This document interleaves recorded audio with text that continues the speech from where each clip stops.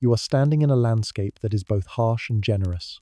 The Nile Valley stretches before you, though at this time it is not the crowded heart of a mighty kingdom, but a ribbon of fertile soil pressed between wide reaches of desert. The year is so distant it cannot be numbered in your usual way, for this is thousands of years before kings ruled or pyramids rose.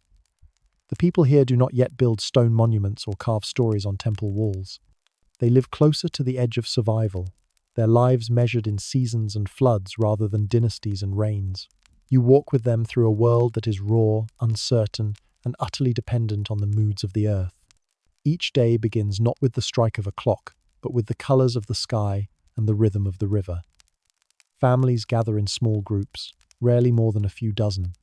They camp near patches of land where wild grains grow, harvesting what they can with hands and simple blades chipped from stone.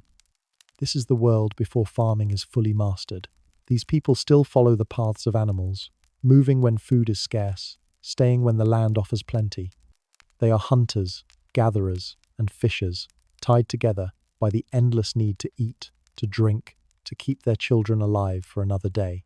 Welcome to History in Ashes, where we guide you gently through the stories that made our world, starting from the very edge of survival and rolling back through the quiet, powerful details that often get forgotten. Before we go on, could you do us a small favor?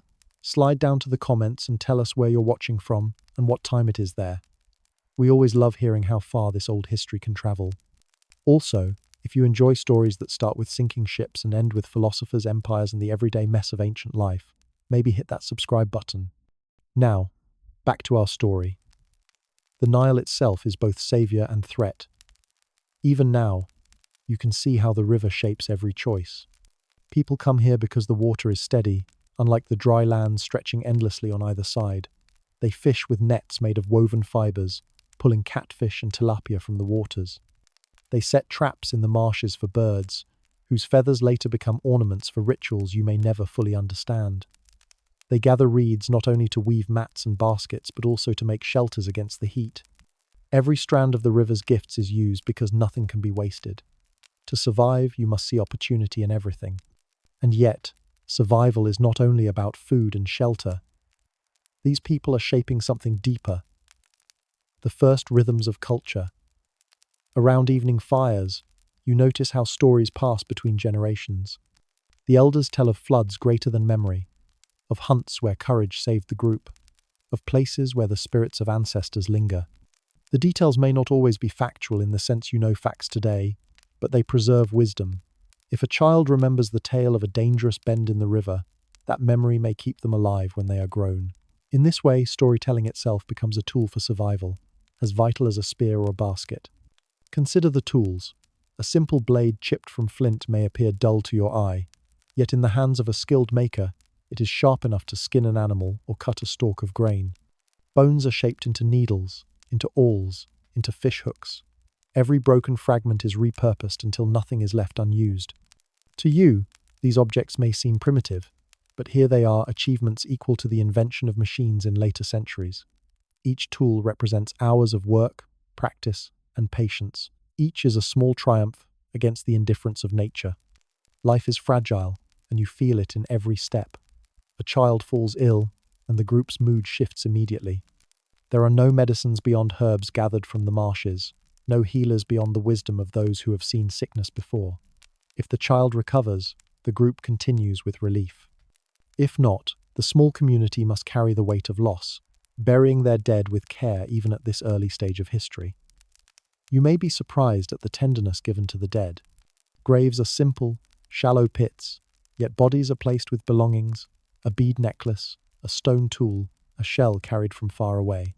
These gestures show that even before pyramids and tombs, people already imagined that life extended beyond death. Walk further and you will see how they organize themselves. There are no kings, no laws written on papyrus, yet authority still exists. It is practical, not ceremonial. The elder who knows where the fish run is listened to. The hunter who can track antelope is followed. Leadership is fluid, shifting with the needs of the group, but already you can sense the beginnings of something larger. In times of hunger, decisions must be made quickly, and not every choice pleases everyone. The seeds of power are planted here, among people who have no concept yet of crowns or palaces. You notice, too, how the environment presses choices on them. The desert lies so close, a constant reminder of what happens if the river is lost. Few venture into its endless sand, for there is little to gain there. And yet the desert is not empty. It provides stone for tools, salt for preserving meat, and even roots for those brave enough to travel between valleys. Some of the shells found in burials come not from the Nile but from faraway coasts. This means that even in this early age, exchange already links distant people, passing objects and stories from hand to hand. A bead worn by a woman here may have come from hundreds of miles away, crossing lands and lives before settling in this place. Daily life moves in cycles that are almost monotonous to you, yet each detail matters. A day spent weaving nets may seem unremarkable, but without those nets, there is no fish for the fire. Hours spent grinding wild grains into flour may seem dull, yet they provide the bread that sustains children. Even boredom here is survival, because it reflects routine, predictability, and the possibility of tomorrow. The quiet details, the ones easy to overlook, are what keep life from collapsing. At night, the sky opens with stars far brighter than anything you see today. People look upward and begin to attach meaning to the heavens.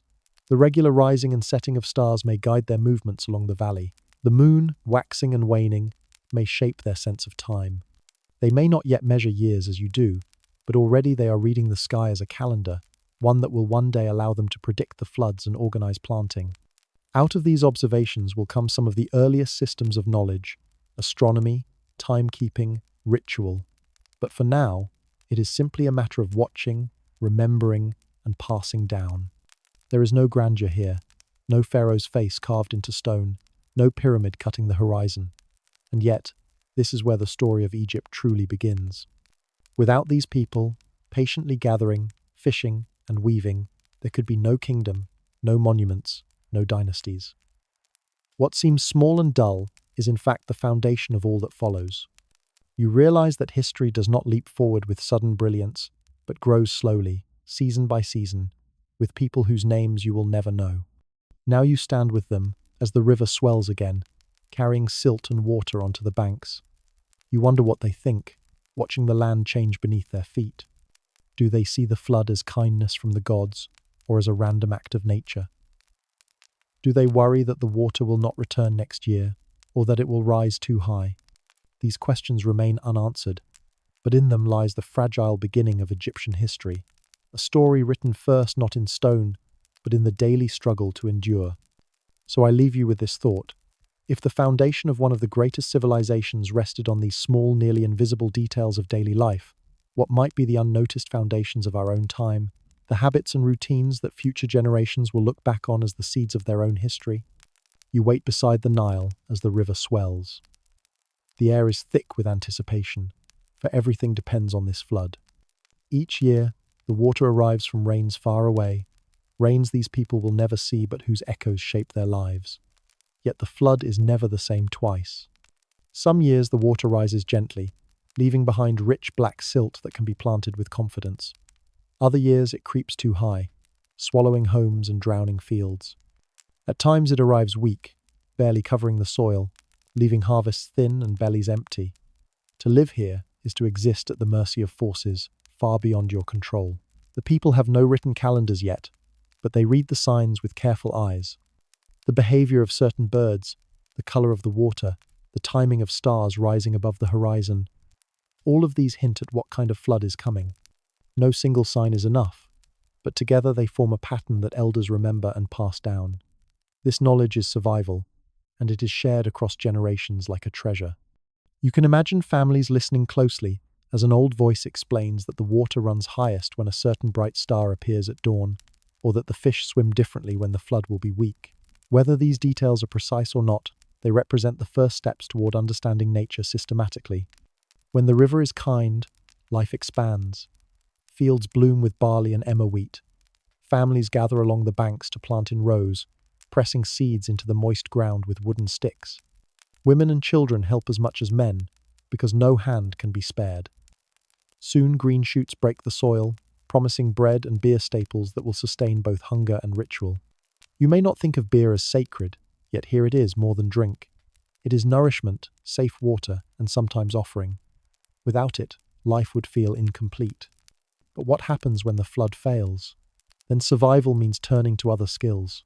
Families hunt further into the marshes, chasing birds and trapping animals that do not depend on the fields. They dig for roots, gather whatever wild plants can be found, even strip bark when hunger grows sharp. The community tightens in such years, sharing food where it can and sometimes leaving weaker members behind. These are the hardest moments, when you see that resilience is not only about skill but about painful choices. To save the group, sometimes not everyone can be saved. This quiet cruelty is a part of survival, though rarely spoken of in the stories passed down. The flood also brings danger even when it is abundant. A high flood can sweep away huts built near the bank. Families must retreat to higher ground, carrying what they can. The water tears at reed shelters, scatters possessions, and sometimes takes lives. Afterwards, the people return to rebuild, clearing debris, reshaping their camps. Each time this happens, they learn a little more about how to place their homes, how to strengthen their walls, how to live with the river instead of against it. Slowly, resilience becomes habit, and habit becomes tradition. This cycle of flood and planting also shapes time itself. The year is not divided into 12 months here, but into 3 broad seasons: the flood, the planting, and the harvest.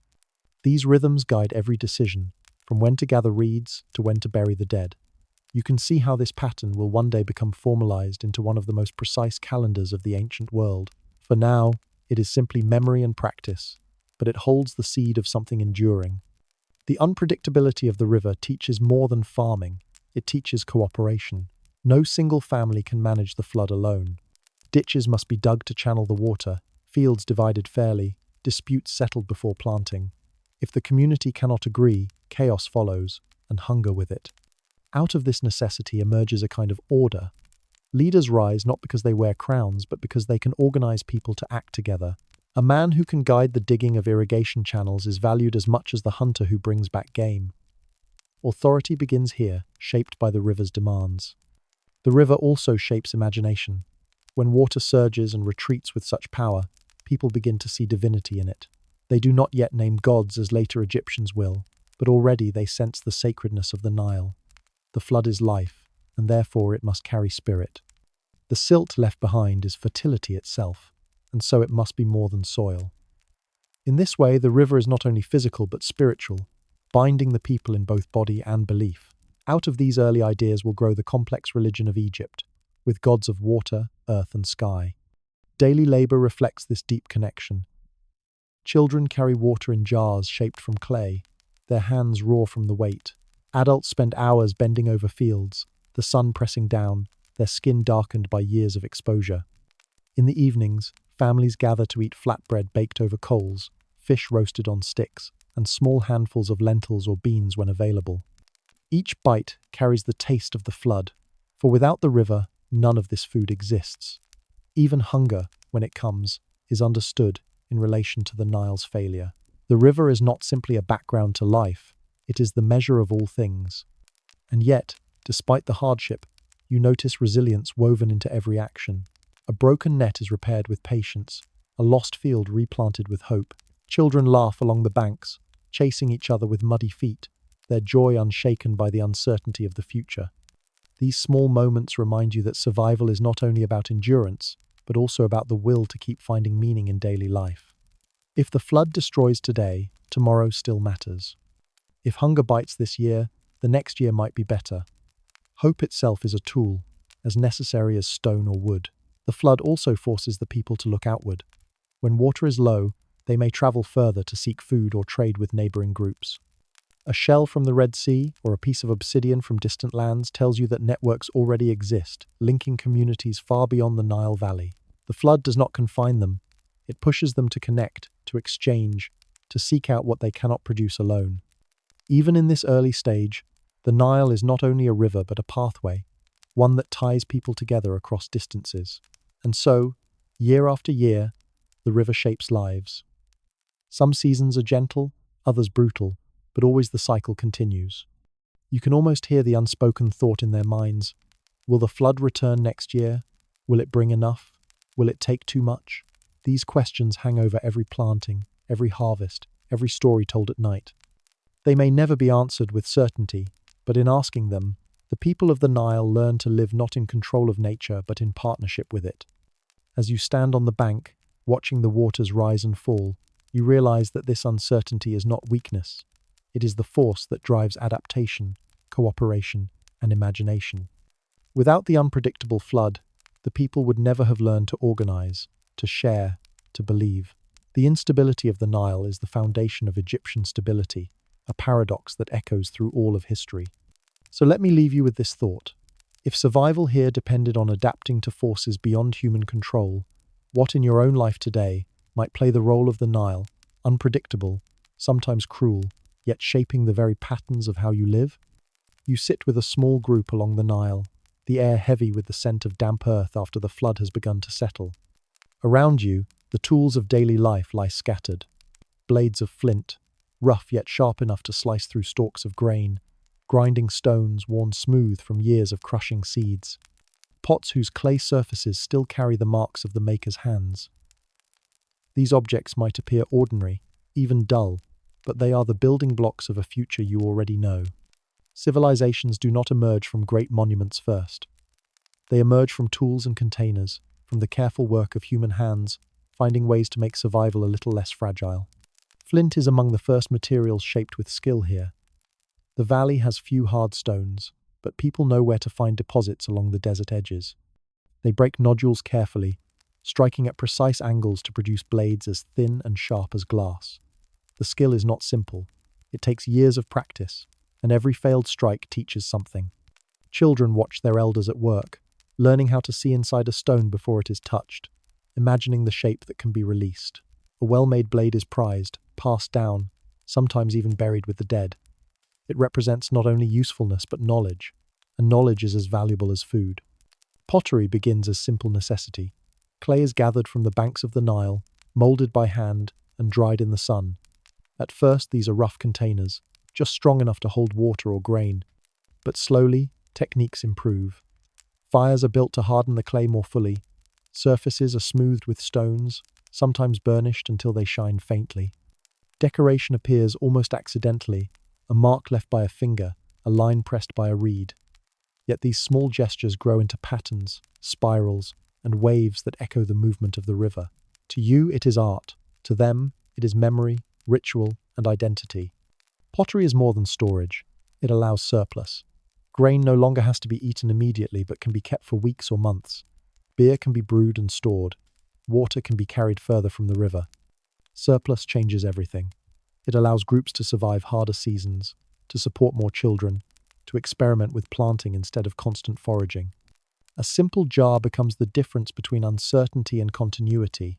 It is, in its own way, as revolutionary as the pyramid will one day be. With surplus comes trade.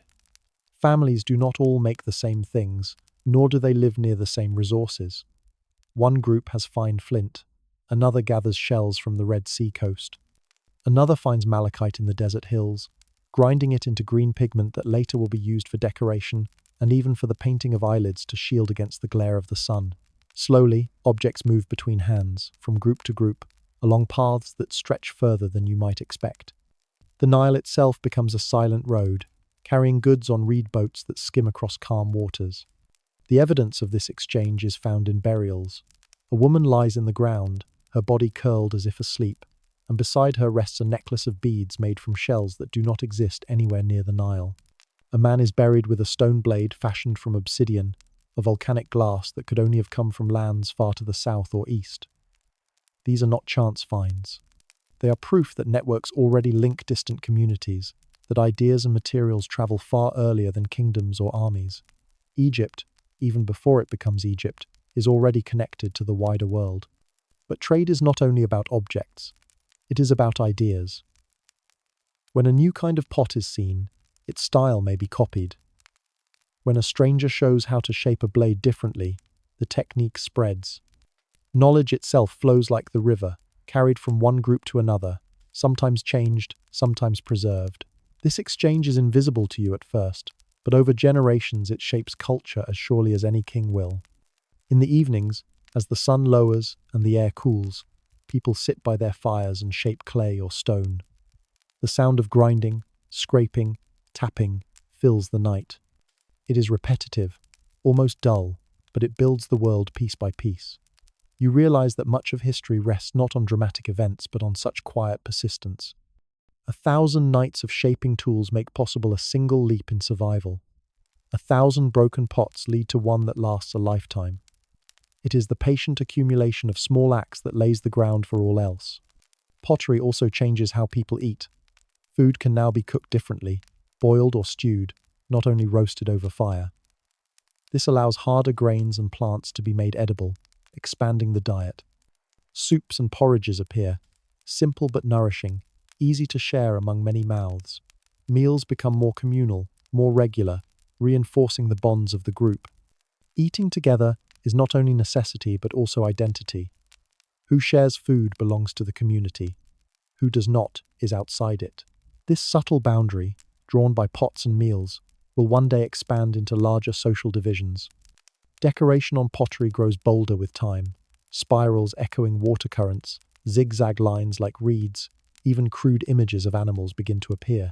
Perhaps they carry meaning. Perhaps they are simply pleasing to the eye. But decoration signals something new, the ability and desire to create beyond survival. When a person spends time etching patterns into a jar, they are saying that beauty matters, that memory matters, that symbols matter. Out of this impulse will eventually grow writing, but for now it is simply the human need to leave a mark. Stone tools also expand in variety. Axes shaped for cutting wood, scrapers for cleaning hides, chisels for working softer stone. Each has its use, each represents refinement. You notice how specialization begins to appear. Some people are better at toolmaking, others at pottery, others at fishing or weaving. No one is yet a professional in the sense you understand today, but the seeds of specialization are there. These seeds will grow into craftsmen, traders, and eventually entire classes of society. But it begins here, in the simple act of someone being just a little better at shaping flint or clay than their neighbor. Trade networks also bring challenges. With desirable goods comes envy. With envy comes conflict. A group that controls a deposit of good flint may find themselves attacked by others who want it. A community with access to shells or rare stones may face the same.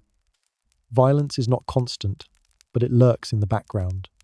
A broken bone, a skull with marks of injury, these hint at disputes settled not by words but by force. Even in this early age, wealth, however small, brings both opportunity and danger. And yet, cooperation often outweighs conflict. People recognize that exchange benefits all. A community cannot live on flint alone, nor on shells alone. They need food, water, tools, containers. They need each other. Out of this recognition grows a fragile balance, sometimes broken, often restored, always tested. It is not law that keeps it, not yet, but the practical knowledge that survival depends on it. When you step back and look at the larger picture, you see how profound these changes are.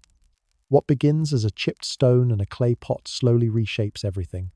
People no longer depend only on what they can gather each day. They can store, plan, exchange. They can think not just about today, but about next season. They can see themselves not just as individuals, but as part of a network. Tools, pottery, trade, these are the quiet revolutions that make everything else possible. So as you watch a potter smooth clay with a wet hand, or a trader tie a string of beads around his wrist, ask yourself this: how many of the objects you hold daily, things you see as ordinary, might one day be remembered as the foundations of something greater? If a clay jar could carry the seeds of a civilization, what unnoticed object in your own life might carry the seeds of tomorrow? You stand in silence as a group gathers on the edge of a sandy rise, away from the fertile riverbanks. A shallow pit has been dug into the earth, the body of a young woman wrapped in reeds and placed gently inside. Around her lie a few objects: a necklace of beads, a flint blade, a small jar that once held food or drink. There are no monuments here, no carved walls, no gold, yet what you witness is one of the most significant steps in the history of humanity. The act of burial is more than disposal. It is memory, care, and the first recognition that death does not erase belonging. Before this age, bodies may have been left to the elements or the scavengers, but here the dead are treated differently. They are laid in the earth with their knees drawn to their chest, curled as though sleeping. Perhaps this posture mirrors birth itself, suggesting that death is not an end but a return, a second beginning. The objects placed beside the body are small but telling. A tool means the person may still need to cut or hunt. A jar means thirst or hunger may not end with death. A bead means beauty or identity matters even beyond the grave. Every object whispers the same thought. Life continues in some way after the last breath. The desert plays an unintentional role in shaping these beliefs. Bodies buried in the hot, dry sand often remain preserved. Their skin, hair, and features still recognizable long after burial. Imagine stumbling upon such a body years later, the face of someone you once knew still present in the earth. How could you not believe that something of them endures? Preservation itself teaches the living that death is not absolute. It suggests a mystery, a continuation, a lingering presence. From this natural accident grows the foundation of Egyptian ideas about the afterlife. Burials are also social statements. To be buried with care is to be recognized by the community, to be honored as one who belonged. Even the poorest are given some attention, though the richness of the grave goods varies. Already you can see inequality taking root. A skilled toolmaker may be buried with many blades, a respected elder with ornaments, a child perhaps with only a shell. These differences suggest that status exists not only in life but also in memory. The way one is buried reflects the way one was valued. Death brings fear as well as reverence. Illness and injury are constant threats. A fall, an infection, a bite from a snake, any of these can end a life quickly. When death comes, the community must make sense of it. Sometimes they may see it as punishment from unseen powers, other times as the natural cycle of existence. Rituals help them accept what cannot be explained. A chant spoken over the grave, a gesture made with hands raised to the sky, a sprinkle of water or grain. All of these may seem small, but they create meaning where otherwise there would be only silence. You notice how burials change slowly with time. At first, the pits are shallow and simple. Later, they become deeper, lined with mats or stones to protect the body. The placement of goods grows more deliberate. A pot is no longer just dropped in, but carefully arranged. A bead necklace is laid across the chest. These changes suggest that the act itself is becoming more than practicality. It is ceremony. Each gesture reinforces the idea that the person is not lost but transformed. The earliest cemeteries appear not far from the villages. A cluster of graves, marked by small mounds of sand or stones, grows with each passing season. Families return to the same place to bury their dead, linking themselves to the land in both life and death. Over generations, these cemeteries become anchors of memory, places where the living feel the presence of those who came before. This sense of continuity strengthens community identity. To belong to the group is not only to share food and labor, but also to share resting places. Objects placed in graves also reflect daily life. A woman may be buried with grinding stones, suggesting her role in preparing food. A man may be buried with weapons or fishing tools. Children may carry small toys, carved animals, or beads. These are not only possessions but symbols of identity. They tell you who the person was, what they did, how they were remembered. In this way, burials are the first biographies, silent stories written in clay and stone instead of words. As trade networks grow, foreign objects appear in graves, shells from distant coasts, pigments from desert mines, stones from faraway lands. To include such items in a burial is to link the dead not only to the local community but also to a wider world. Even in death, identity stretches beyond the Nile Valley. This sense of connection, of belonging to something larger, feeds the growing idea of continuity beyond life itself. Death also forces reflection on the living. Each burial reminds the group of their own mortality. It makes them ask what lies beyond, what powers govern their fate, what rituals might protect them when their time comes. From these questions emerge myths and symbols. Perhaps the rising and setting of the sun is seen as life and death in eternal cycle. Perhaps the flood of the Nile is understood as renewal, death followed by rebirth. The natural world becomes a mirror for human fate, and in it the seeds of religion are planted. Over time, these practices become more elaborate. Graves may be lined with mud brick. Multiple jars may be included, filled with food or drink. Ornaments of bone, stone, or copper begin to appear. The body may be wrapped more carefully, sometimes with cloth rather than reeds. Each step is small, but together they show a growing conviction that death is not the end. You can almost see the line stretching forward from these humble graves to the grand tombs of later centuries. The pyramid itself begins here, in the simple act of a family laying their dead to rest with care. Yet these burials also reveal tension. Not every person receives the same treatment. Some graves are bare, others rich. Some are placed in prominent spots, others at the margins. This difference tells you that inequality is growing, that status in life increasingly determines fate in death. The seeds of hierarchy, of rulers and ruled, are buried here long before crowns or kingdoms. Death, which seems to level all, instead reflects and reinforces social division. And still, the act of burial is shared by all. Whether with many goods or none, whether in a deep grave or shallow pit, every person is acknowledged. This acknowledgement itself is powerful. It says, you lived, you mattered, you belong to us even now. That sense of belonging is what will later grow into the complex theology of the afterlife, where every soul has a place, every journey is guided, every death is part of a greater order. But for now, it is simply the tenderness of a community refusing to let its members vanish into nothingness. As you watch the family cover the body with earth, you feel the mixture of grief and hope. They cry, they comfort one another, but they also leave gifts, as if preparing the dead for a journey.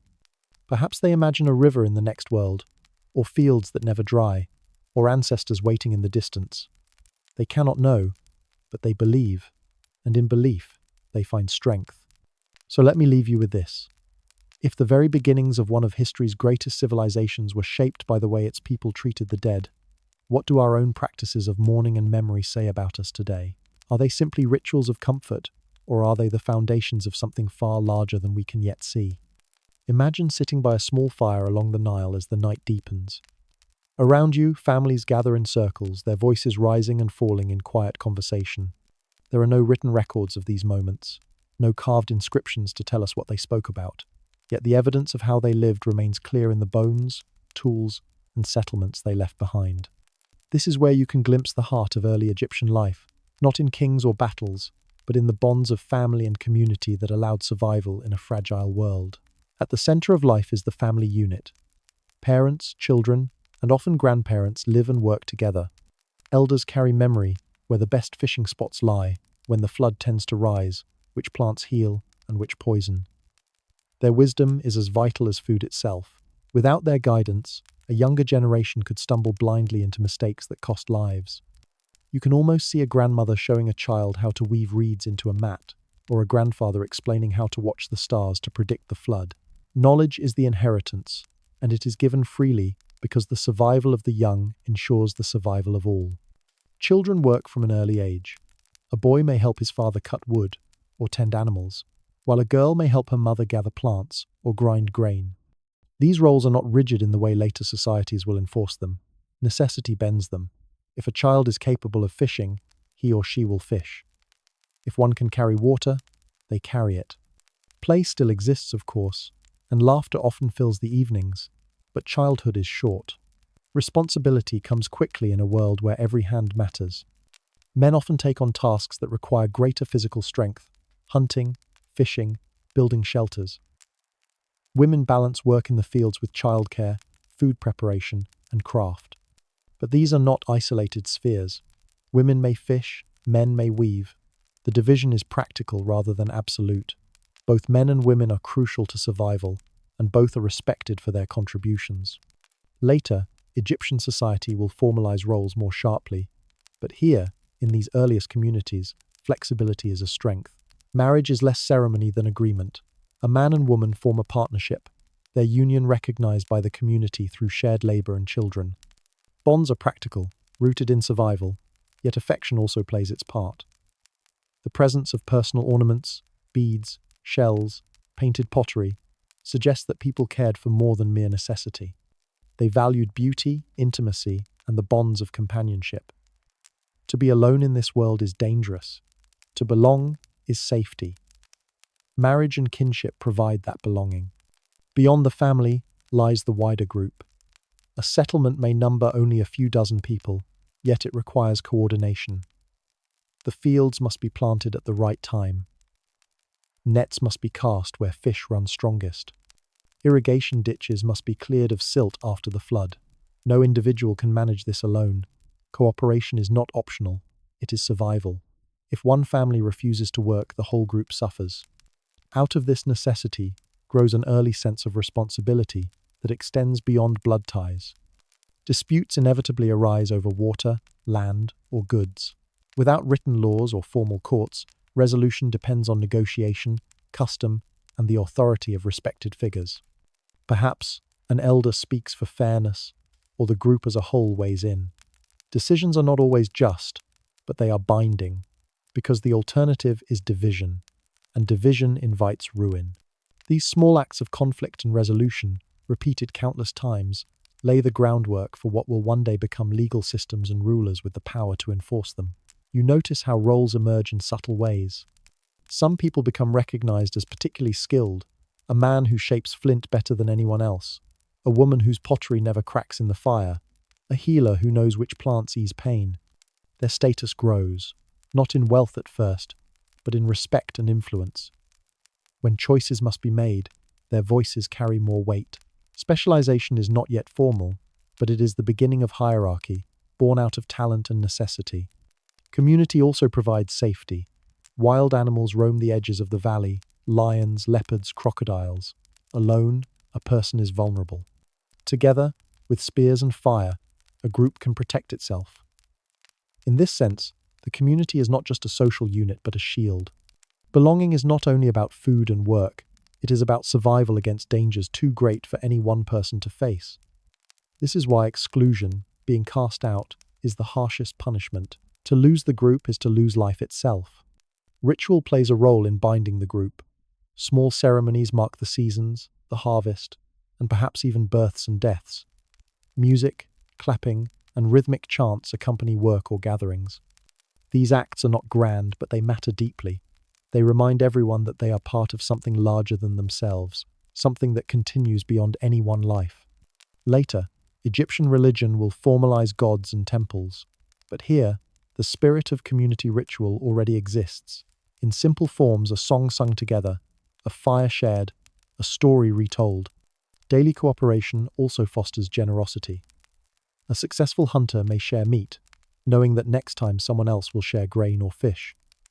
This reciprocity is not charity, but survival economics. Without it, hunger would strike quickly. Trust is built not by words, but by actions. Who gives, who helps, who contributes. Memory plays a role too.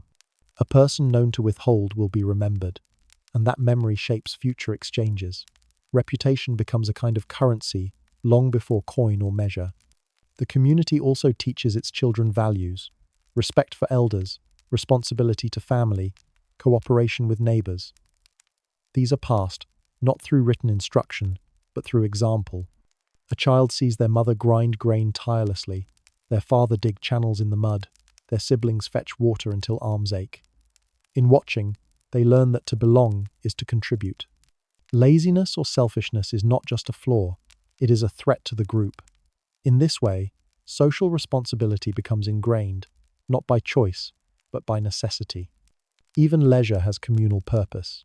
In the evenings, stories are told. Some recount hunts or floods, others explain the origin of customs. Myths are born here, woven from memory and imagination. They explain why the river rises, why death comes, why stars move across the sky. To share these stories is to reinforce unity. A tale told to many binds the listeners into one memory, one identity. Later, these stories will evolve into formal myths of gods and creation, but their roots are in the fireside circles of small communities. Over generations, bonds deepen. People are not just families living side by side, they are interdependent. When a child is born, the whole community celebrates, because another hand will one day join in labor. When someone dies, the whole community grieves, because their absence leaves work undone and memory diminished. In this way, every life matters, every role contributes, and responsibility is never private but always shared. And so you see that what may seem like small, ordinary ties, a mother teaching a daughter to weave, neighbors sharing food, elders settling disputes, are in fact the foundations of civilization. Without them, no village could survive, no traditions could endure, no monuments could rise. The pyramids themselves, towering symbols of human achievement, rest on this invisible base. The strength of families and communities bound together by responsibility and trust. So let me leave you with this thought. If the earliest Egyptians built their world not from stone but from relationships, what unseen ties hold our own societies together today? And how fragile might they be if we stopped honoring them? Picture this: a group of villagers standing on the edge of the Nile, watching as strangers approach from upriver in reed boats. Their vessels are longer than the local canoes, packed with goods wrapped in woven mats. The locals know at once that these are not raiders, for their movements are calm and deliberate. They have come to trade. This moment, simple as it may seem, marks one of the quiet revolutions of human history, when Egyptian communities began to look beyond their own valley and exchange not only goods, but ideas, skills, and identity. At first, trade is local. Communities along the Nile share what they have in excess. Those who live closer to the floodplain may have more grain, while those near desert edges may gather stone, salt, or animal skins. Exchanging ensures balance. A settlement low on food but rich in tools can secure what it needs. This barter is modest, but it builds habits of trust and recognition. A family learns who can be relied upon upriver, which settlement bargains fairly, which one cheats. Memory becomes a map of human connections across the river's length. But over time, goods appear that clearly come from beyond the valley. Beads carved from carnelian, a red stone not native to the Nile, hint at journeys into the deserts of the east. Obsidian blades, sharp as glass, come from faraway volcanic lands, possibly from what is now Ethiopia. Shells appear from the Red Sea, their smooth spirals prized for beauty rather than function. These are not accidents. They are evidence of deliberate journeys, exchanges that carried items hundreds of miles into communities that had never seen such wonders before.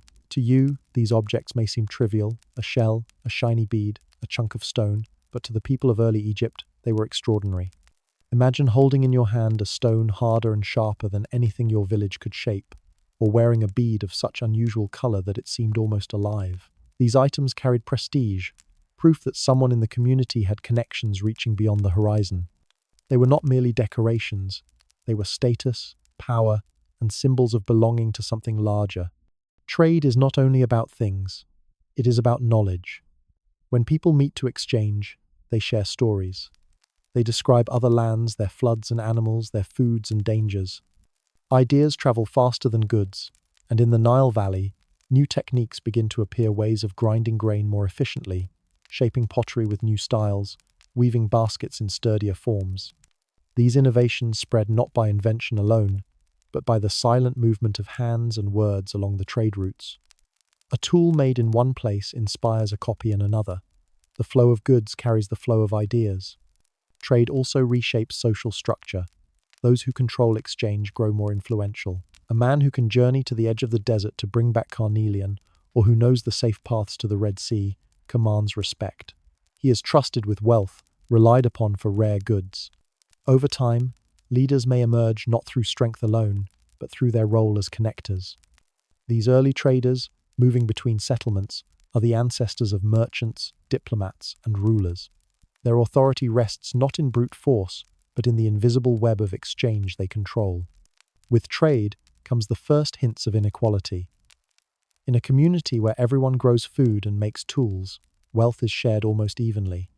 But once exotic goods enter the picture, some families can acquire more than others. A necklace of rare shells marks someone as different, as special. An obsidian knife is sharper than flint, making hunting easier, giving its owner advantage. Over time, such differences may widen, planting the seeds of hierarchy. What begins as a gift from afar becomes the measure of status within the community. One of the most striking signs of trade's impact is burial. Archaeologists have found graves from this period where the dead are surrounded by goods, not only simple pottery and tools, but exotic ornaments from distant lands. To bury a person with such items means they were considered valuable enough to carry into the afterlife. Trade goods thus gain spiritual weight. They are not just luxuries, they are tickets to eternity. This shows that exchange did not only alter economies, but also reshaped beliefs about death and what followed. The Nile itself is the great highway of this exchange. Boats made from bundled reeds can travel surprisingly far, carrying loads of grain, fish, or crafted goods. The current carries traders northward. Sails or poles push them south. Along its banks, small harbors form, places where people gather not only to unload, but to meet and talk. These river stops become hubs of communication, seeds of the first towns. Trade does not just move goods, it creates places. Settlements grow where routes converge, binding people together more tightly than before. Beyond the Nile, desert routes emerge. Caravans of donkeys, carrying salt or stone, cross arid lands between river and sea. These paths are dangerous, water is scarce, heat is brutal, raiders lurk, yet the rewards are great. To bring back exotic stone or rare shells makes the risk worthwhile. The desert becomes not only a barrier, but a bridge, its vast emptiness punctuated by trails of exchange that will later connect Egypt to Nubia, the Red Sea, and even the Levant. Trade also introduces the first taste of interdependence. A village that grows reliant on shells or obsidian must depend on the traders who bring them. When floods fail, or when caravans are lost, goods vanish. Scarcity breeds tension. What happens when one settlement accuses another of hoarding? What happens when a trader demands more in return for the same goods? These pressures push communities to negotiate, compromise, and sometimes clash. In these struggles, the outlines of politics begin to form. The exchange of goods also reshapes time itself. Agriculture already ties life to the cycle of the river, but trade adds new rhythms. A trader may leave at the start of the dry season, return at the flood, and bring news of distant lands. His arrival becomes an event, a marker in the year. People gather to see what he has brought, to listen to his tales. Seasons are no longer only about sowing and harvest, but about the comings and goings of those who move beyond the valley. Time becomes broader, connected to lands unseen. Slowly, the network grows. By the 4th millennium BCE, Egyptian communities are in contact with Nubia to the south, the Red Sea to the east, and possibly even early Mesopotamian cultures through indirect routes. Goods, ideas, and perhaps even symbols of authority filter into the Nile Valley. The seeds of kingship and monumental architecture are planted here, not by conquest alone, but by the slow weaving of connections across land and water. And yet, for all its reach, trade remains fragile. A single failed journey can wipe out wealth. A drought can close routes. Trust can falter. To maintain these links requires constant effort, constant risk.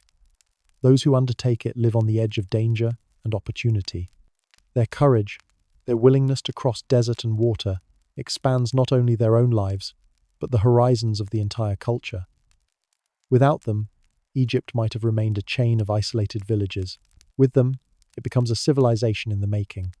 So next time you picture ancient Egypt, with its pyramids and pharaohs, remember that it all began with a necklace of shells, a blade of obsidian, a lump of red stone passed from hand to hand across miles of harsh land. Civilization is not built only on monuments of stone, but on the quiet courage of people willing to trade and share. So let me leave you with this.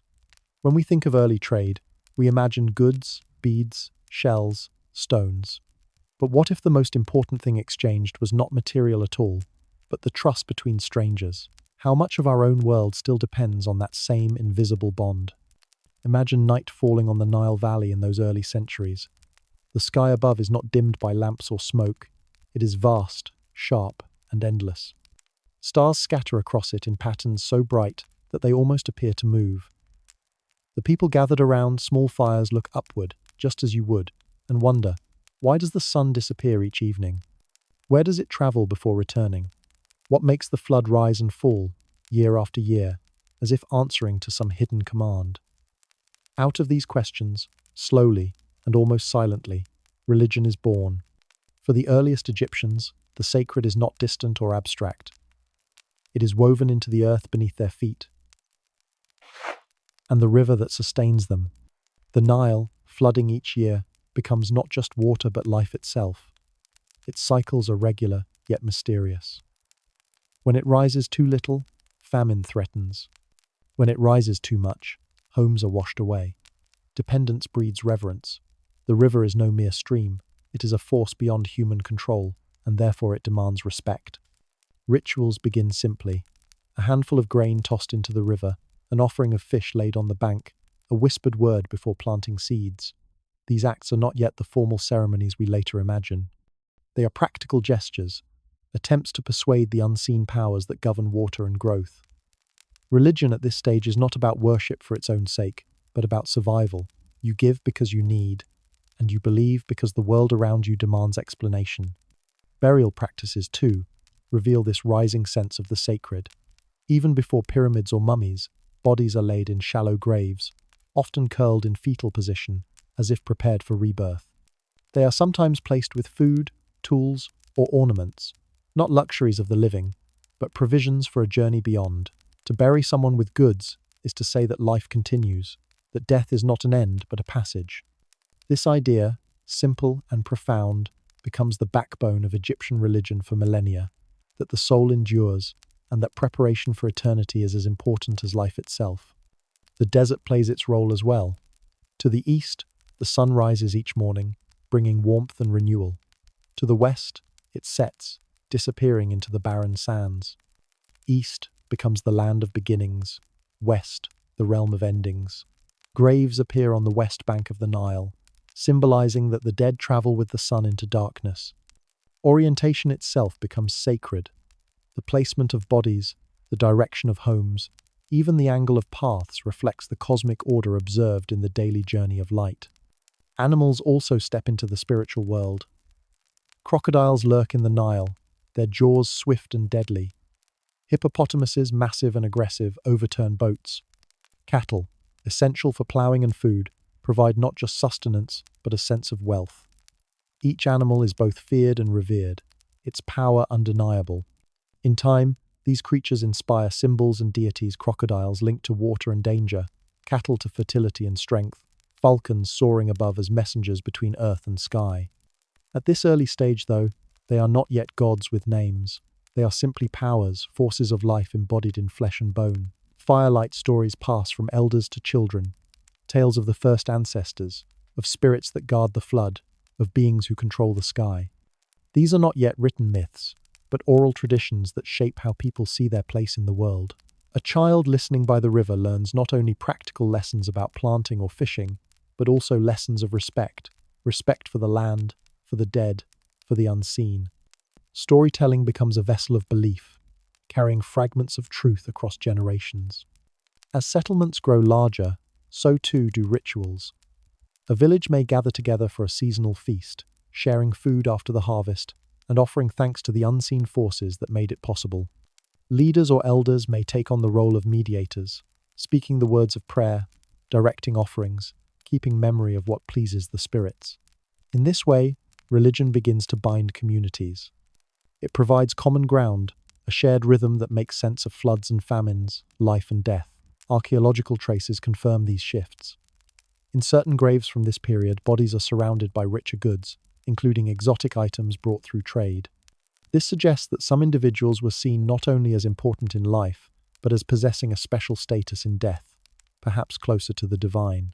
The earliest hints of priests may be found here, individuals who stood between the living and the forces of the unseen, guiding rituals and ensuring that the balance between humans and nature remained intact. Symbols begin to emerge. The cross-like shape we call the Ankh, later the symbol of life, may have its roots in this era. Simple carvings, patterns etched into pottery, images scratched onto stone, these may not be writing yet, but they are the seeds of it, symbols carrying meaning beyond their shape. To carve a mark is to claim that an idea matters, that it should endure.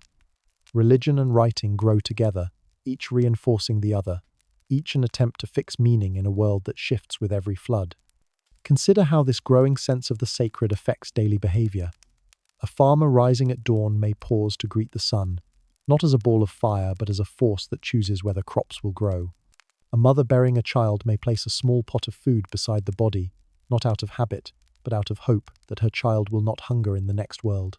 Small gestures accumulate, shaping a worldview where every act has meaning, every choice echoes beyond life. As beliefs deepen, so does art. Pottery is decorated with spirals and waves, perhaps echoes of water or sky. Figurines carved from clay or ivory show human and animal forms, their purpose unclear but likely tied to ritual. To make such objects requires time and effort, suggesting that people valued them beyond mere function. They are not tools, but symbols, expressions of the sacred made tangible.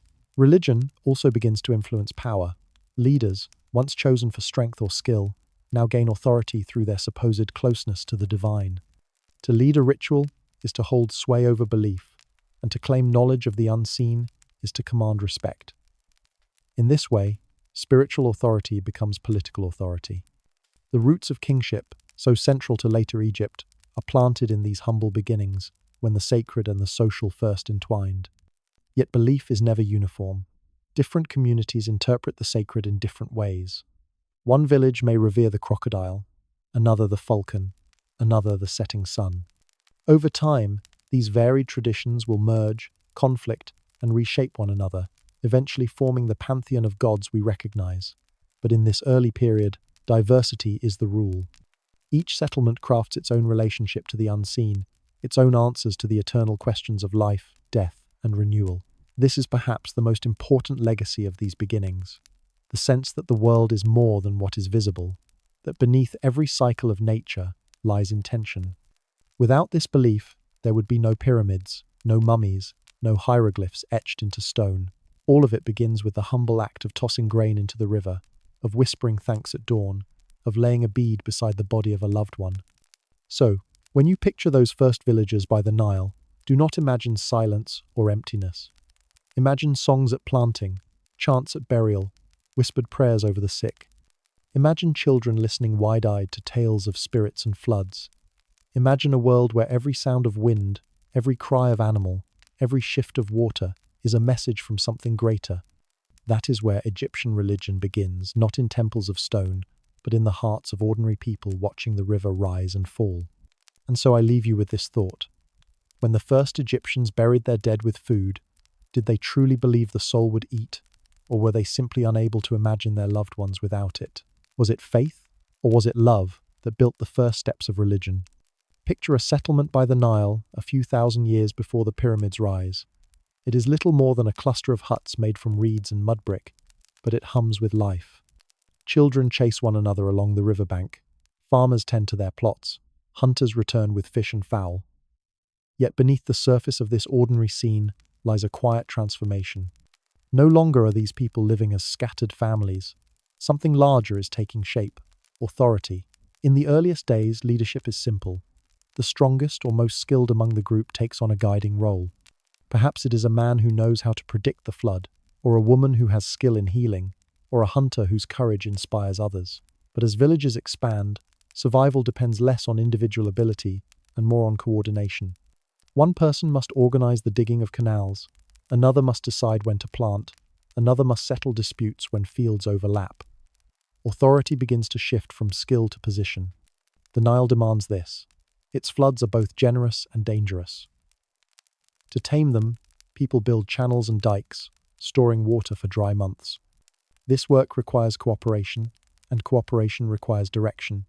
Without someone to assign tasks and enforce order, the labor would fall apart. Thus, the first leaders emerge not only as strong individuals but as necessary figures, chosen to ensure survival in a landscape that rewards discipline. But authority is never just practical. It is also spiritual. To command others in the fields is one thing. To claim favor with the unseen powers is another.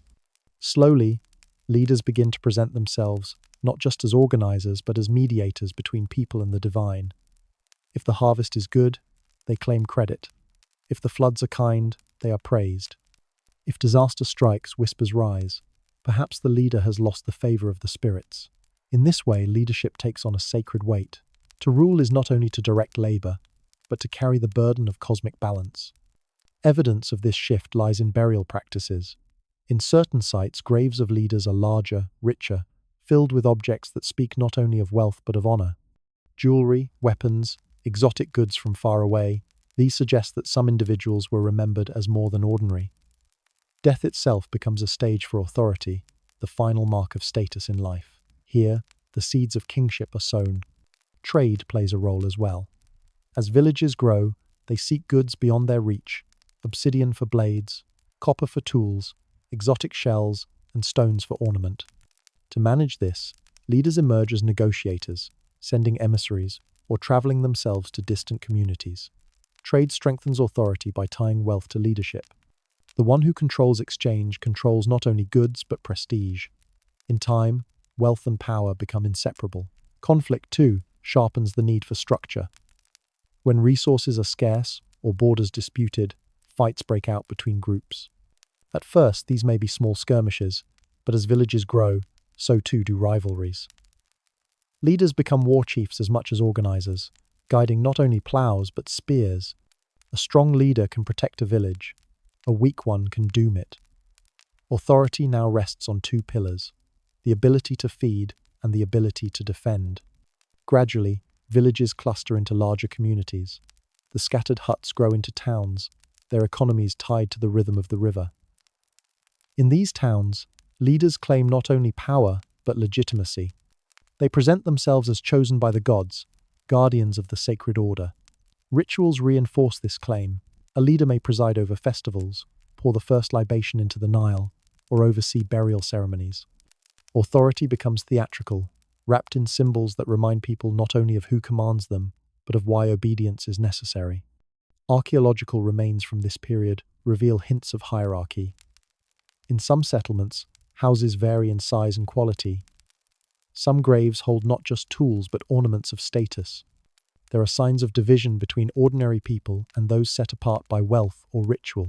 These are the earliest outlines of social stratification, the layering of society that will eventually crystallize into pharaohs and peasants. Religion deepens this division. Leaders increasingly present themselves as linked to the sacred. Perhaps they are favored by the river spirit. Perhaps their ancestors commune with the dead. Perhaps they themselves possess powers of insight. Belief gives authority a foundation beyond force. To disobey a leader is not just to risk punishment, but to risk offending the forces of life itself. In this way, governance and religion intertwine, reinforcing one another. With power comes responsibility. Leaders are expected to provide stability to ensure that canals are dug, harvests are collected, disputes are settled. This requires more than charisma. It requires systems. Records must be kept of grain, tools, livestock. Agreements must be remembered across seasons.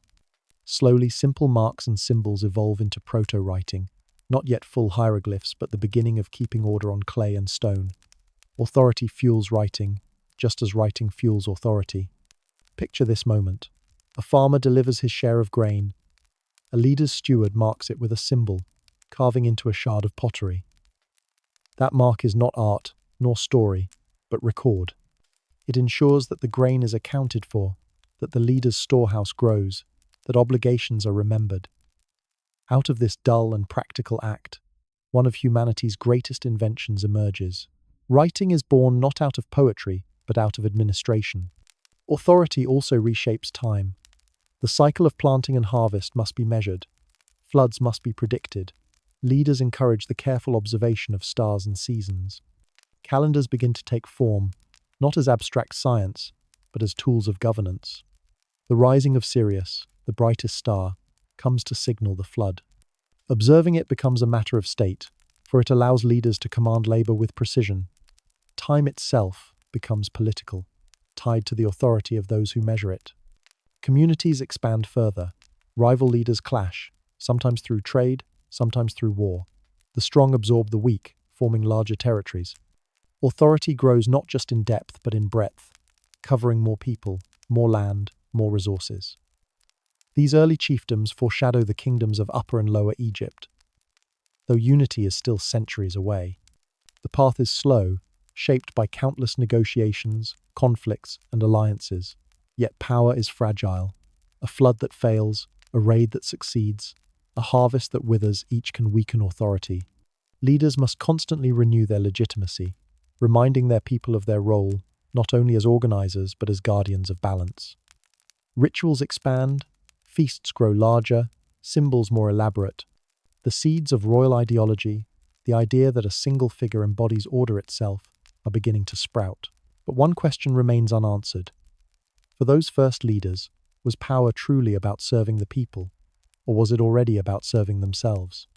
Did they step forward because survival demanded it, or because ambition drew them to control?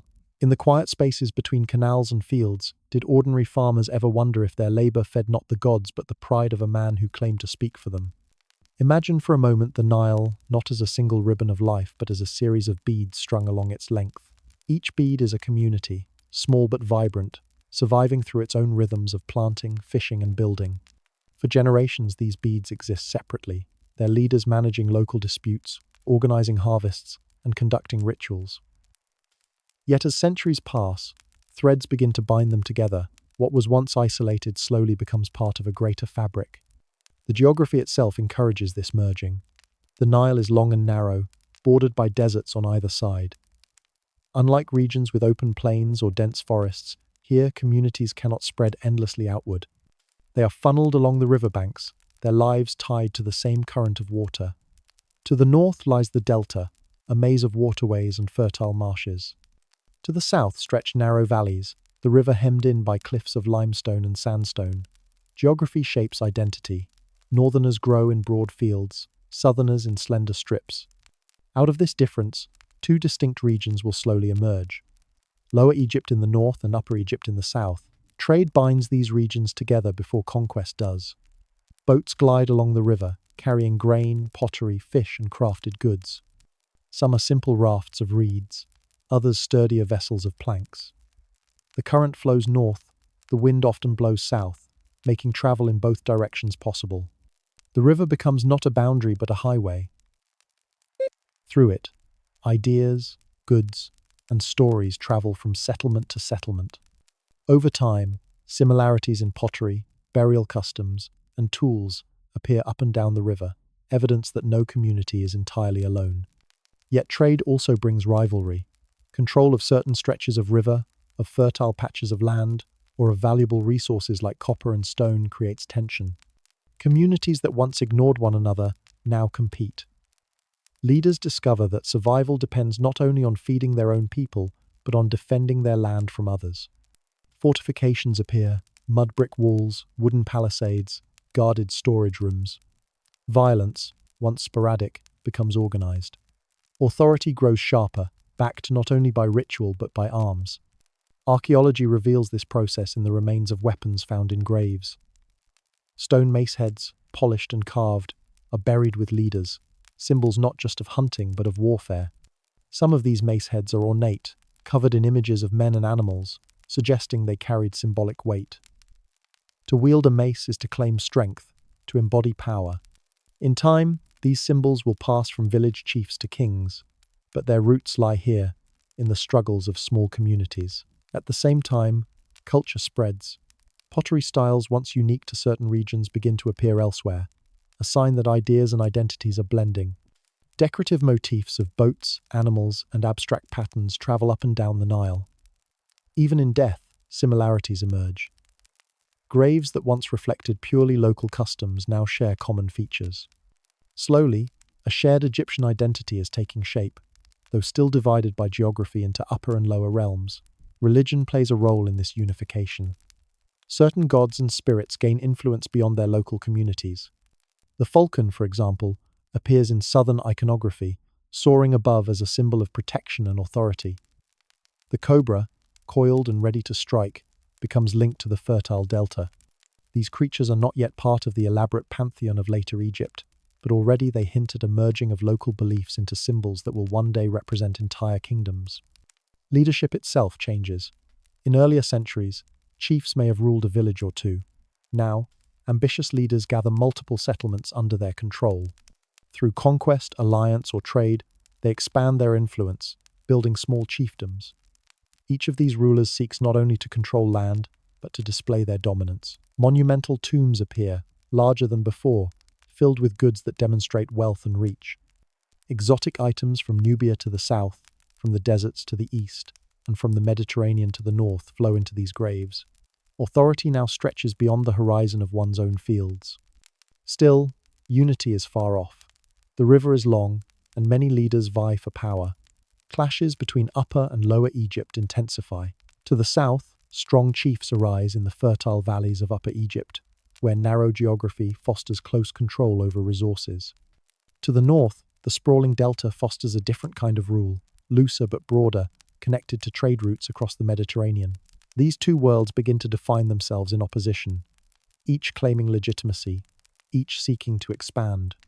It is during this time that symbols of kingship begin to appear. In carvings and pottery, Figures wear crowns, tall white crowns in the south, flat red crowns in the north. These are not yet pharaohs, but the crowns themselves suggest that the idea of ruling over more than a single village is gaining ground.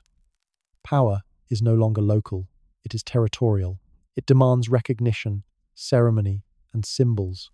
The seeds of monarchy are germinating. Think of what this means for ordinary people. A farmer in Upper Egypt might suddenly find his labor redirected not only to his own fields but to projects ordered by a chief. Canals dug wider, walls built taller, granaries filled for tribute. A potter might craft jars not just for neighbors, but for trade caravans reaching far-off lands. Life becomes increasingly tied to decisions made by leaders who claim power not through kinship alone but through military and economic control. To live along the Nile in this period is to feel the weight of authority pressing closer. Yet this pressure also brings stability.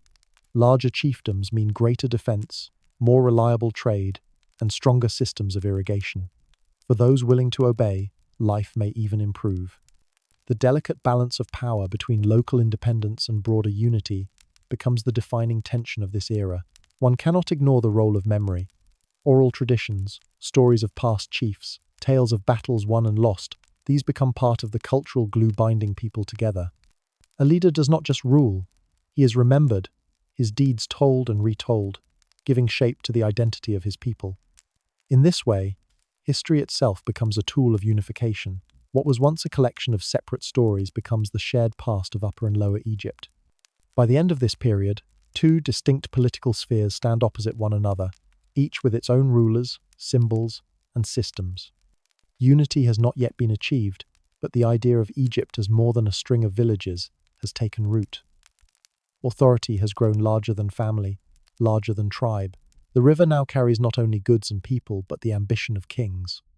And yet, for all this progress, one question lingers.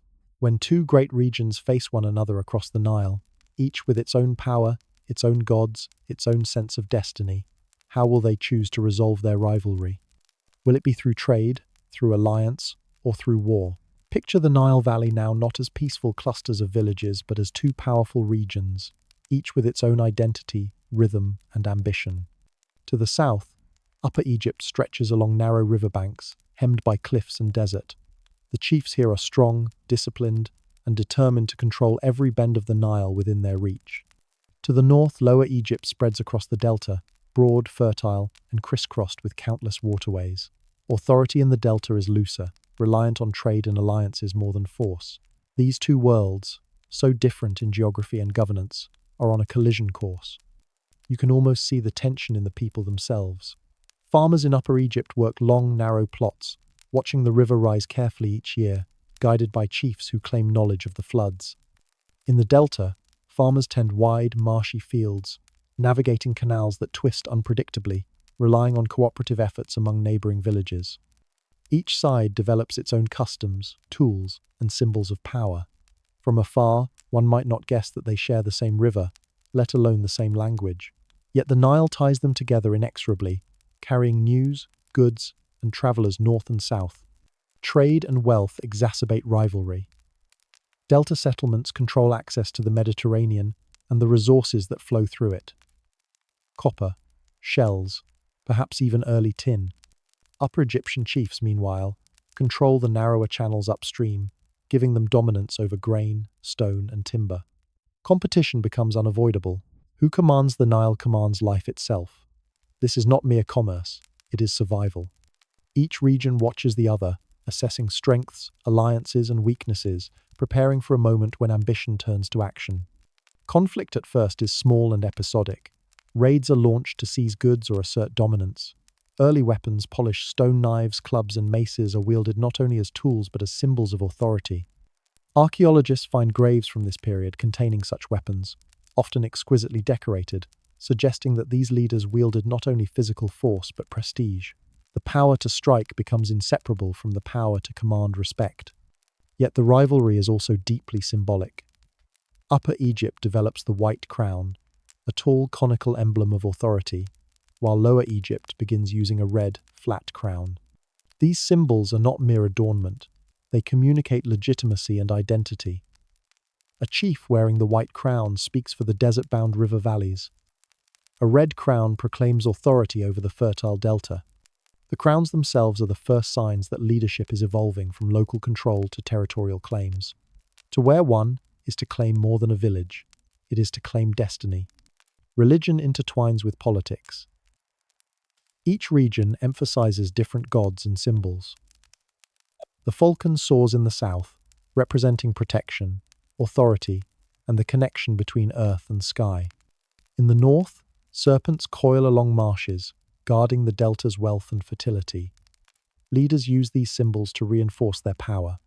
Authority becomes a matter of both force and divine endorsement. Those who control the sacred are those who can rally the people, command labor, and wage war. Interregional alliances form and dissolve. Chiefs marry their daughters to neighboring rulers, exchanging children as symbols of trust and diplomacy. Trade agreements are struck, sometimes enforced with threat or ceremony. When disputes arise, elders or priests may attempt mediation. The Nile becomes a corridor not only of goods but of politics. Every journey along the river carries gossip, intelligence, and subtle threats. By the end of this period, people begin to understand that the balance of power along the Nile is fragile, and that ambition is a force with consequences far beyond any single village. Archaeological evidence reveals the scale of these developments. Fortified settlements appear along strategic points of the river. Granaries are built larger than before. Boats capable of carrying heavier loads hint at organized expeditions, not just for trade but potentially for conflict. Graves grow richer and more elaborate, demonstrating that some leaders are now capable of accumulating and projecting wealth over wide territories. Even in these pre-dynastic years, it is clear that power is becoming centralized, and that the struggle for the Nile's control is the defining drama of the age. Consider the lives of ordinary people in this period. Farmers, fishers, and craftsmen are increasingly drawn into the ambitions of distant chiefs. Labor is demanded for the construction of larger enclosures, the digging of canals, or the preparation of goods for elite consumption. Yet these demands are also a form of protection. Chiefs offer security against raids, guarantee access to resources, and maintain order in a chaotic environment. For the first time, people may accept centralized authority, not merely out of fear, but because it increases their chances of survival. Communication across regions becomes essential. Messengers travel along the river, bearing news, threats, or alliances.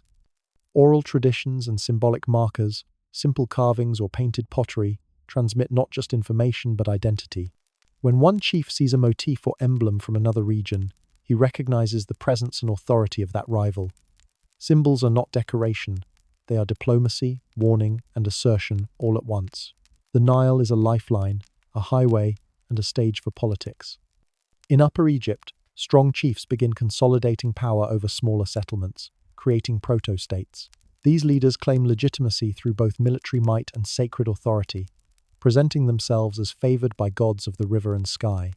In Lower Egypt, the loose networks of villages form coalitions under ambitious rulers, combining forces to assert influence over marshes, trade, and fertile lands. Tension builds inexorably between these two emerging powers. This period also sees innovation in warfare. Dugouts, reeds lashed into rafts, and early wooden boats carry warriors along the Nile. Clubs, spears, and stone-tipped weapons are wielded with growing sophistication. Leadership now requires not just administration and ritual knowledge, but tactical skill. To unite the Nile Valley, a chief must plan campaigns, anticipate rival moves, and inspire loyalty among fighters. Early kingship is born as much from strategy and courage as from religious or hereditary claims. And then the unthinkable begins to take shape, the concept of unification. Ambitious southern chiefs realize that controlling the entire Nile from the first cataract to the delta is possible. Likewise, northern rulers recognize the wealth and fertility of the south as essential to long-term dominance. The river itself seems to beckon a single authority. Unification is no longer theoretical. It becomes the prize of ambition, the logical endpoint of centuries of trade, alliance, rivalry, and warfare. But one question remains unresolved. How will the first unifier achieve dominance? Will it be through conquest, diplomacy, marriage alliances, or the subtle persuasion of sacred authority? The tension between Upper and Lower Egypt is palpable. The river is long, the stakes are immense, and the ambitions of men and gods alike are entwined. Imagine the Nile in turmoil and expectation, The centuries of rivalry, trade, ritual, and leadership have converged. Upper and Lower Egypt, once distinct in geography, culture, and political structure, now face the prospect of unification.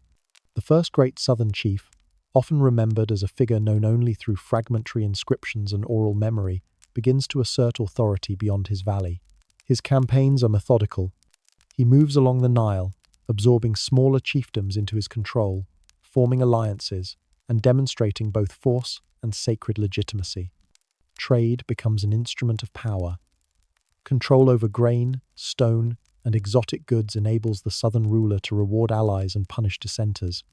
The Nile's riverbanks, once dotted with independent settlements, gradually fall under a single dominion. Messages, emissaries, and symbolic artifacts carry word of his authority far and wide. Ordinary villagers sense a new order, one in which local chiefs are replaced by a single ruler whose power stretches from the deserts of the south to the delta marshes in the north. Religion consolidates political authority. Symbols once local, the falcon, the cobra, representations of sun and sky, now merge to communicate legitimacy. Priests and shamans endorse the ruler, connecting him with divine favor. Rituals become state affairs. Public ceremonies, feasts, and offerings reinforce the idea that authority is sacred and obedience a moral duty. The first king is not only a conqueror, but the living embodiment of order, the guarantor of life along the Nile. This unification brings practical changes. Systems of labor, previously local, now operate at a larger scale. Canals, granaries, and communal projects are organized by central decree. Proto-writing expands to manage resources, track tribute, and record events. Art and symbolism flourish as the ruler projects his authority through monuments, decorated vessels, and inscribed stone. Even the lives of ordinary people are reshaped. Farmers, craftsmen, and traders operate within a single expanding political network. Survival is intertwined with loyalty to this new authority. Yet, the unification raises new questions. How will disparate communities maintain cohesion? How will the ruler balance tradition with innovation? These tensions are not merely administrative. They touch every aspect of life, from trade to ritual, from agriculture to storytelling. As the Nile flows relentlessly northward, it carries with it the seeds of an extraordinary civilization, one that will culminate in the construction of monumental pyramids, but whose foundations are built of human resilience, negotiation, and adaptation. Imagine standing on the banks of the Nile, a few generations after unification. The river flows in the same pattern as it has for millennia, but the society along its banks has transformed dramatically. What were once loosely connected settlements are now bound under a single, centralized authority. The first king, often remembered in fragments through later inscriptions, has established the mechanisms of rule that will define Egyptian civilization for centuries. Authority is no longer a matter of personal skill alone. It is an institution, supported by systems, symbols, and rituals. One of the first tasks of consolidation is administration. The king cannot personally oversee every field, every canal, every harvest. He appoints officials, scribes, and local governors to manage resources and labor. The proto-writing systems that began as simple records of grain or trade now expand into full bureaucracies. Clay tablets and pottery shards, inscribed with symbols, track harvest yields, labor obligations, and tributes. These records may seem mundane, but they are revolutionary. Through documentation, the king projects power across vast distances. Even a farmer in the Delta knows, through obligation and tradition, that his work supports a system far beyond his immediate community. The social hierarchy solidifies in this period.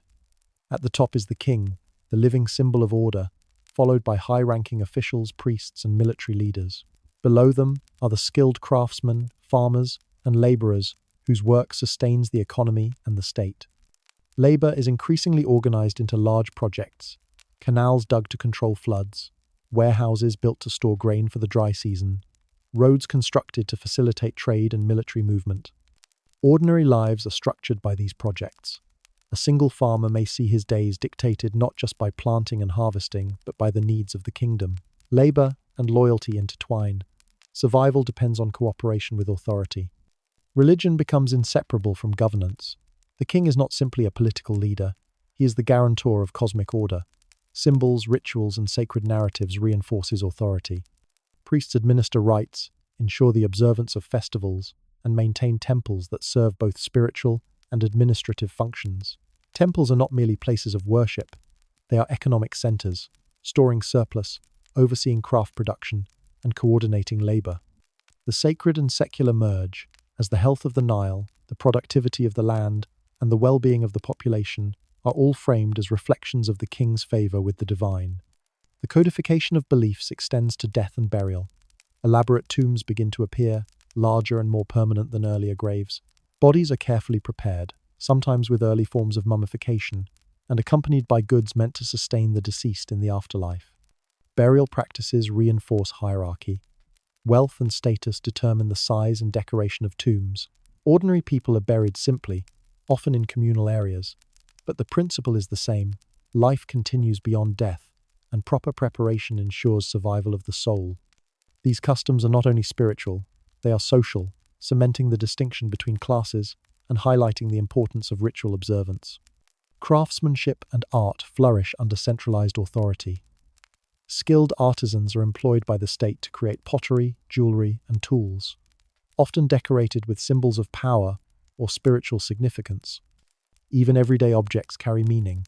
A jar for grain may bear motifs referencing the king, the Nile, or sacred animals. Art serves as communication, reinforcing hierarchy, belief, and shared identity.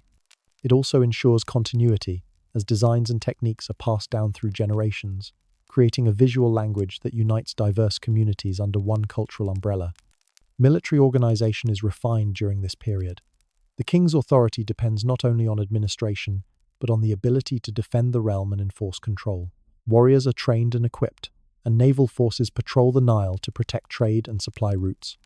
Fortified settlements appear at strategic points, often near river bends, fertile land, or trade corridors.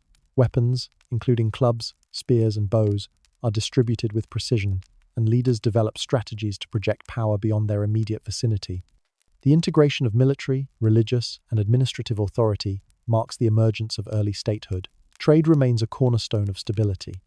The Nile connects communities, and controlled trade routes allow the central authority to manage resources efficiently.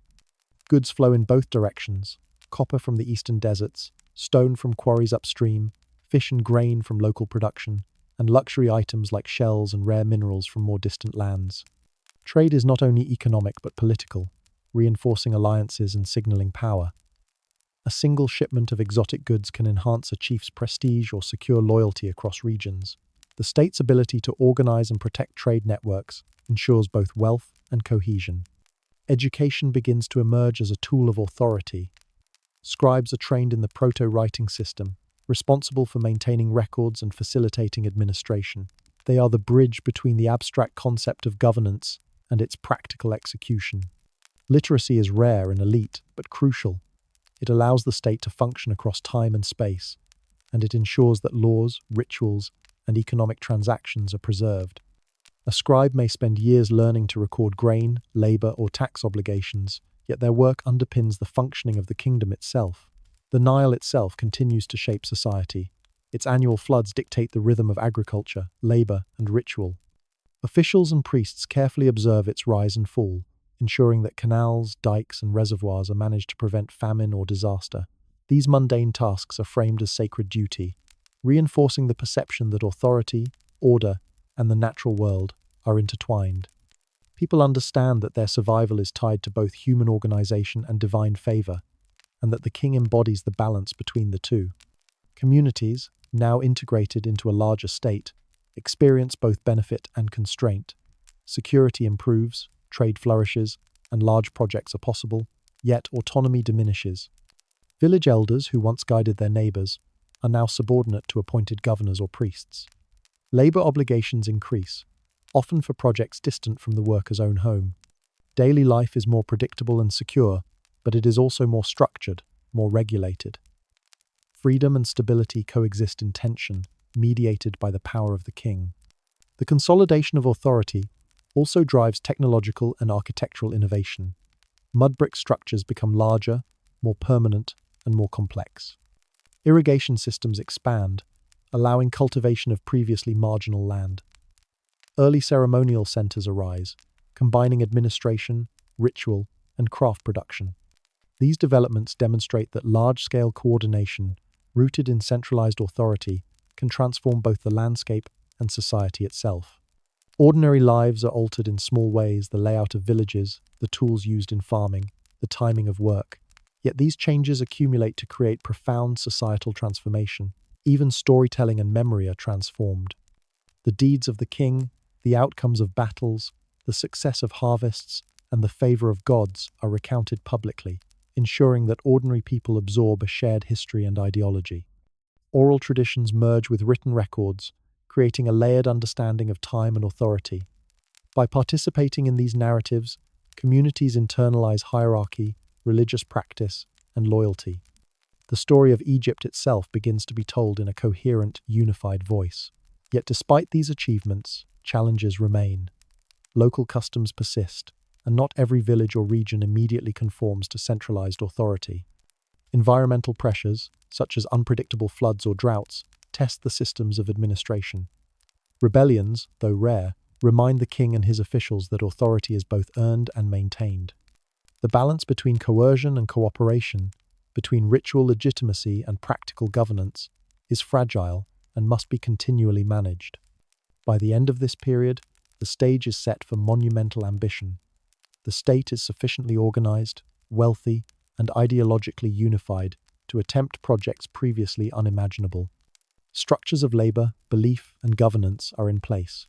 Writing can record complex logistics. Trade networks distribute materials. Skilled artisans can construct enduring architecture. The Nile continues to provide sustenance and a natural corridor for coordination. All the elements necessary for the first pyramid-building projects are coming together, though the monumental step itself is still centuries away. And yet, one question lingers. As authority and ritual codify society, as hierarchies solidify and labor is organized, how do ordinary people perceive these transformations?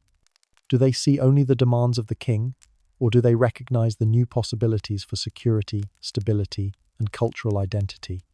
In the quiet spaces between canals, granaries, and temples, the daily lives of common people intersect with the grand sweep of history, forming the foundation of a civilization that will endure for millennia. Picture the Nile Valley in the centuries just before the pyramids rise. The landscape is alive with human activity on a scale never before seen. Fields stretch farther, canals wind more intricately, and villages are clustered into proto-cities. Authority is firmly established. The king sits at the apex of a centralized state that controls labor, trade, and ritual. Ordinary lives are both shaped and constrained by this order. Each day, farmers, craftsmen, and laborers participate in systems designed not only to feed and protect the population, but to glorify the emerging ideology of kingship. By this point, labor is highly organized. Canals are maintained by communal effort, overseen by appointed officials who ensure that water reaches fields on time. Granaries hold surplus grain, not merely as insurance against famine, but as a tool of state power. Tribute flows steadily from towns and villages to the central administration. Artisans produce tools, pottery, and decorative objects at a scale that requires coordination across regions. These are the preliminary steps toward monumental construction. Before stones can be moved or tombs built, society must first master organization, logistics, and supply. Religion has become inseparable from daily life and state authority. The king is now firmly regarded as a divine figure, the earthly guarantor of cosmic balance. Temples are not only places of worship, but centers of administration, storage, and craft production. Priests oversee ritual offerings, track agricultural cycles, and coordinate labor. Sacred festivals punctuate the calendar, reinforcing obedience and communal identity. Symbols once local, the falcon, the cobra, the sun disk, are now integrated into a coherent visual language that asserts both divine favor and political authority.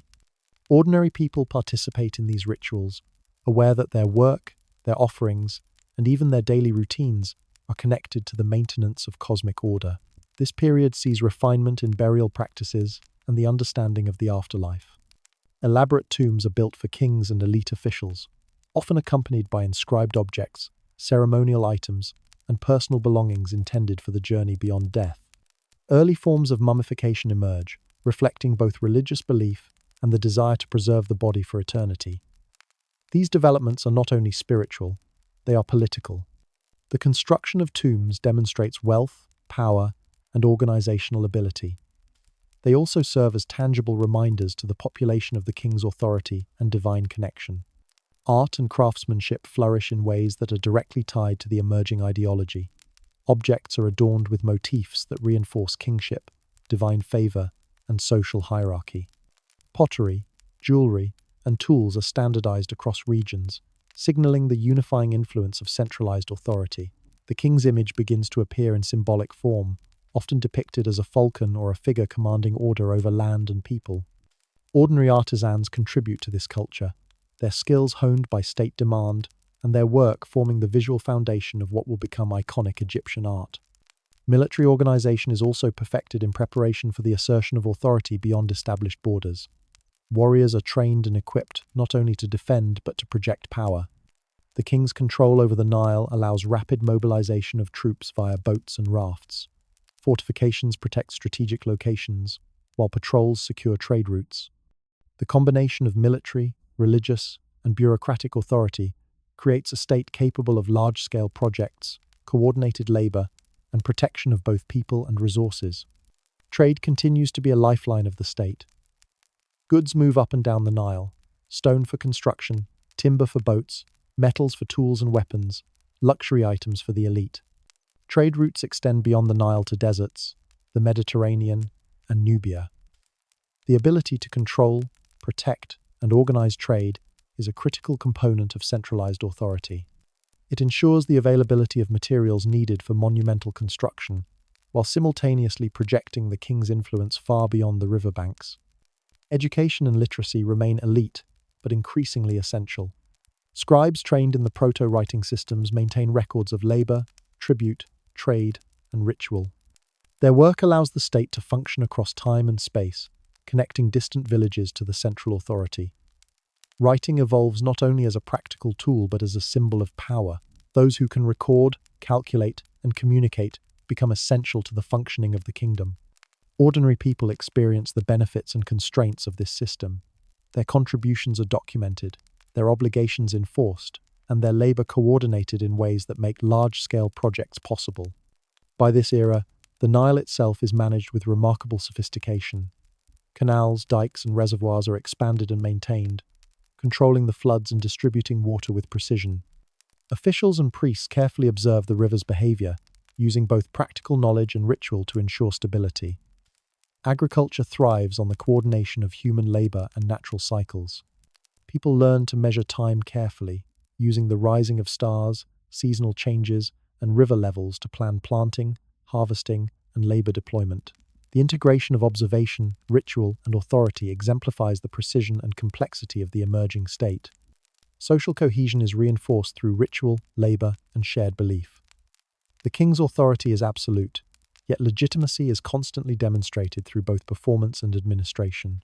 Festivals, processions, and public works create visible connections between the ruler and the people.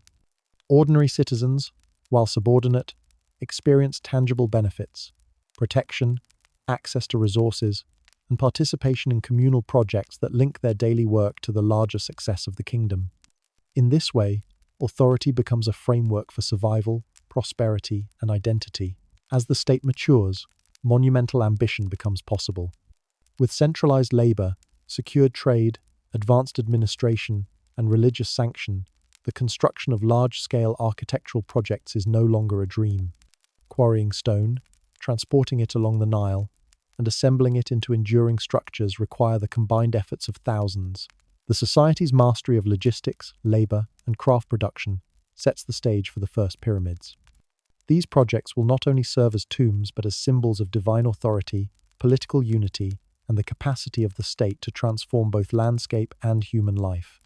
Yet the human element remains central. Ordinary people, from farmers to craftsmen, participate directly in the creation of monumental architecture. Their labor is coordinated, their skills harnessed, and their daily lives shaped by these projects.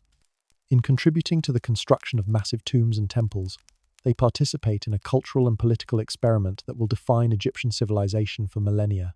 Survival, devotion, and skill converge in acts that are both mundane and extraordinary. Finally, Consider the cumulative effect of centuries of development. Scattered villages along the Nile are now integrated into a single, complex society. Authority has evolved from local chiefs to a centralized king, supported by priests, scribes, and military leaders. Social hierarchy is established, religious beliefs codified, and labor organized at unprecedented scale.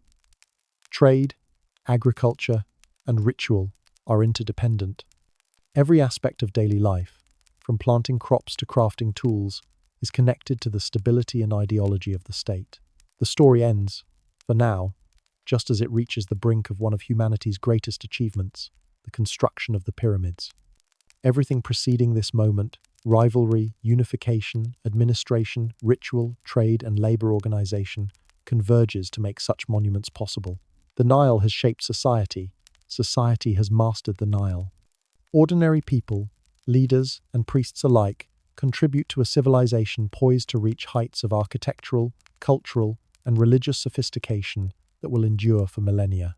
And yet, one question lingers as the stones are quarried, the laborers organized, and the tombs prepared.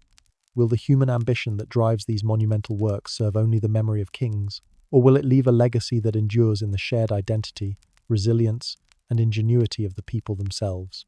The pyramids, still to come, will answer this question, but only after the culmination of centuries of history, labor, and civilization along the banks of the ever-flowing Nile.